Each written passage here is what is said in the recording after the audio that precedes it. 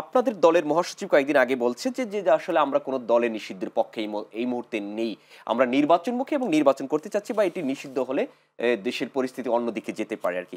আপনি কি মনে করছেন যে এটি, এই সিদ্ধান্তটি বা এই কথাটিকে আপনি কিভাবে দেখছেন আর কি? আমার গণতান্ত্রিক ব্যবস্থায় একটি রাষ্ট্রে একটি রাজনৈতিক দল নিষিদ্ধ করলে কি নিষিদ্ধ হয়ে গেছে? আচ্ছা, আওয়ামী লীগ তো জামাতকে নিষিদ্ধ করছে, সেটা কি নিষিদ্ধ হয়ে গেছে? না।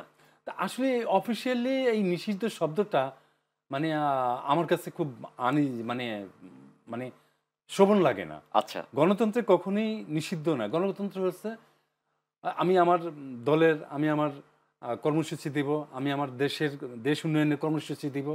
সেটা জনগণ তো দেখছে যে আওয়ামী লীগের ১৬ বছরের নির্যাতন, ফ্যাসিজম, আওয়ামী লীগের দুর্নীতি, আওয়ামী লীগের টাকা পাচার দেশের সব রাষ্ট্রের প্রত্যেকটা অর্গানকে নষ্ট করছে।